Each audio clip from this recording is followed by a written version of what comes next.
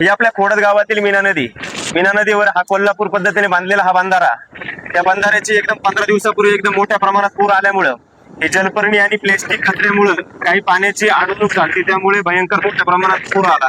बऱ्याचशा शेतकऱ्यांची नुकसान पण झाली, बांध वगैरे वाहून गेले, मोटारी सुद्धा वाहून गेले आणि या पुलाची एकदम अत्यंत जीर्ण अवस्था झालेली आहे. तर आमची शासनाला एकच विनंती आहे की तुम्ही हा पूल बंद तरी करावा किंवा याची डागडुजी तरी करून एक चालू करून द्यावा, विनंती असणार आहे.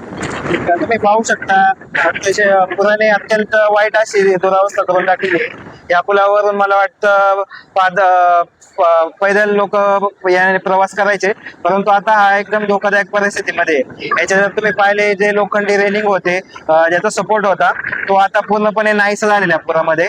आणि जे मला वाटतं उर्वरित रेलिंग आहे त्याला काहीतरी मला वाटतं त्याची थोडी डागडुजी करून हा पूल पूर्ववत करावा किंवा हा पूर्णपणे बंद करावा, जेणेकरून भविष्य काळामध्ये इथं कोणी जिवंत हानी किंवा असं काही कोणती अवचित घटना घडू नये, त्यासाठी मला वाटतं प्रयत्न केला गेला पाहिजे.